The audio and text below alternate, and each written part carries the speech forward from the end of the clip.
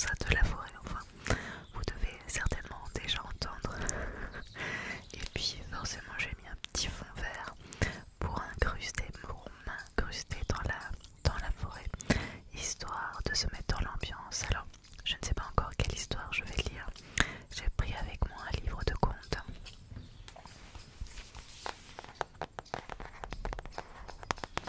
que vous avez déjà vu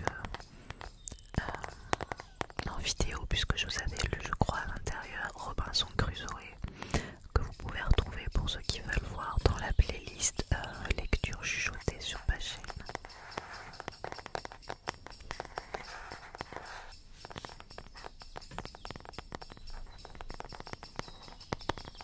J'adore le tapping sur livre, c'est quelque chose qui m'apaise énormément, mais c'est parce que je suis une amoureuse des livres. Donc c'est un livre qui s'appelle C'est tout un conte, le livre qui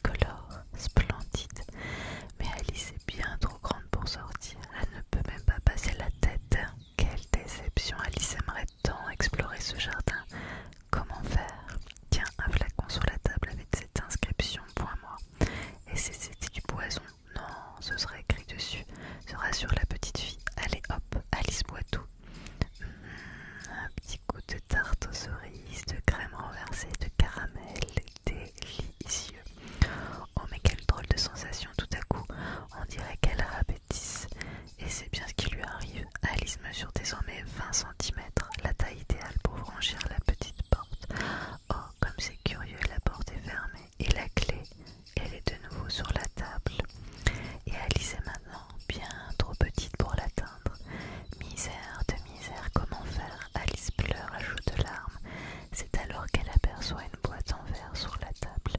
Vite, elle ouvre. À l'intérieur, il y a un petit gâteau sur lequel il est écrit « Mange-moi ». Sans hésiter, Alice dévore le gâteau et la voilà qui grandit. Je m'allonge comme la plus grande longue vue qui ait jamais existé. Aïe, sa tête cogne contre le plafond. Alice attrape la petite clé d'or et ouvre la porte, mais elle est si grande qu'elle ne peut pas sortir. Que vais-je devenir? Je suis bien seule et personne n'est là pour m'aider. Soudain, Alice entend un bruit de petits pas.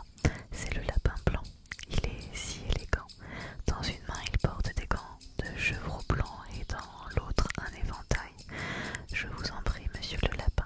À la vue de cette grande fille, il sursaute d'effroi. Bim, il laisse tomber ses gants et son éventail et il s'enfuit. Oh non, Alice est seule à nouveau.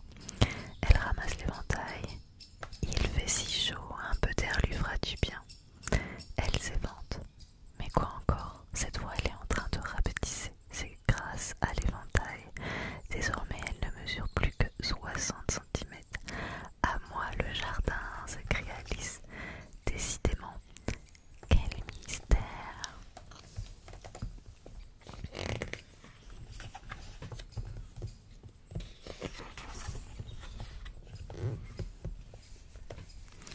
La porte est fermée et la clé est sur la table. Elle ne peut plus l'attendre comme c'est bête. Elle entend alors un léger bruit de pas, c'est encore le lapin. Où ai-je donc mis mes gants et mon éventail, Marianne? Allez les chercher à la maison, lui ordonne le lapin en lui indiquant le chemin. C'est drôle, le lapin blanc a pris Alice pour sa servante. Bonne nouvelle, il a ouvert la porte, elle peut enfin sortir. Alice se précipite vers la maison du lapin blanc. Sur la porte d'entrée, on peut lire L. Blanc. C'est bien là. Elle monte les escaliers et entre dans la chambre. Son regard tombe sur une bouteille. Et si elle en buvait le contenu, peut-être grandirait-elle un peu. 60 cm, ce n'est pas assez. Allez, la petite fille boit tout d'un coup. Et elle se met à grandir, sans s'arrêter. Elle passe un bras par la fenêtre, un pied par la cheminée. Bientôt le toit va s'effondrer. Ouf, elle ne grandit plus. Mais la voilà coincée. Qui peut l'aider? Une petite voix très énervée commande. Voulez-vous bien sortir de chez moi? C'est le lapin blanc. C'est ce que je ferais si je le pouvais, crie Alice. Aïe, une pluie de petits cailloux s'abat sur elle, qui ose l'attaquer. Oh, et se transforme en gâteau. Sans hésiter, Alice en avale un. Victoire! Elle sent qu'elle rapetisse. Puis un deuxième et un troisième jusqu'à ce qu'elle atteigne la bonne taille pour sortir de la maison. Ça y est, elle est enfin libre, mais elle mesure 8 cm. Elle a mangé trop de gâteaux. Une fois dehors, Alice se dirige vers le bois. Elle est si petite qu'elle avance à la vitesse d'un escargot. Je dois trouver quelque chose qui me fasse grandir à nouveau. Mais quoi? Oh, le beau champignon. Allons croquer un petit bout. Alice ouvre la bouche puis s'interrompt. Devant elle, une chenille la fixe, mais pas n'importe quelle chenille. Une chenille bleue. Elle est assise, les bras croisés, elle fume le narguilé. Qui es-tu? Interroge la chenille. Je ne sais pas trop, répond Alice intimidée. Je savais qui j'étais en me levant ce matin, mais j'ai changé de taille plusieurs fois depuis. Quelle taille veux-tu avoir? Demande la chenille en fumant. J'aimerais mesurer un peu plus de 8 cm. Un côté du champignon te fera grandir et l'autre te fera rapetisser. Et sur ce, la chenille disparut dans un nuage de fumée. C'est bien gentil, mais la chenille ne lui a pas précisé quel côté la ferait grandir. Qu'importe, Alice garde précieusement le champignon dans sa poche et continue son chemin dans le bois. Et que voit-elle tout d'un coup?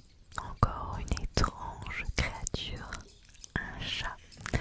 Rien d'anormal à cela, sauf que ce chat est tout sauf ordinaire. Il a de nombreuses dents et de très longues griffes. Plus étonnant encore, il sourit.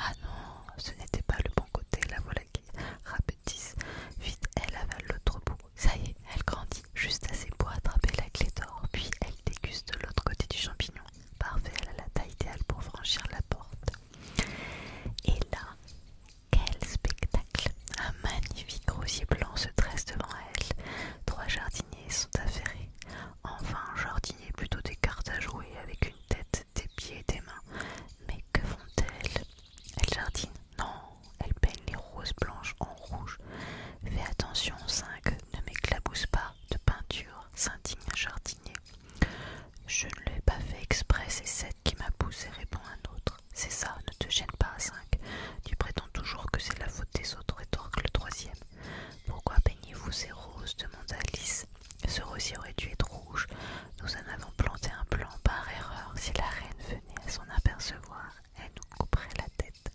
Explique-te. La reine, quelle reine? Et juste à ce moment-là, 5 s'écrie la reine. Les 3 jardiniers se mettent aussitôt à plat ventre. Alice, elle, a très envie de voir à quoi ressemble ce trait qui coupe les têtes. C'est si amusant. Tout un cortège de personnages approche lentement. Ils ont le même aspect en forme de carte que les jardiniers. 10 soldats tout devant, puis 10 courtisans, suivis par 10 enfants royaux, puis des invités, le lapin blanc, le valet de cœur et en dernier le roi et la reine de cœur. Comment t'appelles-tu mon enfant demande la reine à Alice. Je m'appelle Alice, plaise à votre majesté.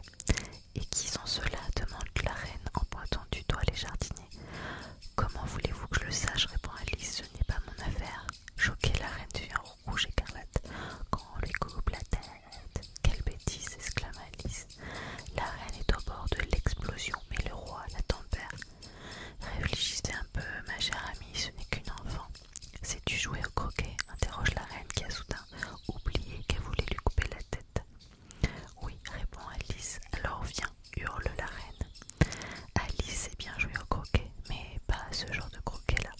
Le terrain est plein de bosses, les boules sont des hérissons, les mailles des flamants roses et les arceaux sont des soldats recourbés.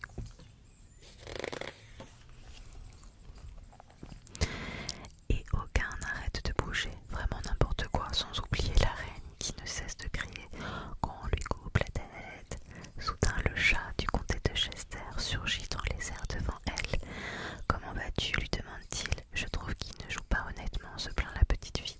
À qui parles-tu questionne le roi. Au chat du comté de Chester. Je n'aime pas du tout sa mine, répond le roi. Ma chère amie, faites disparaître ce chat, demande-t-il à sa femme. Qu'on lui coupe la tête, hurle la reine.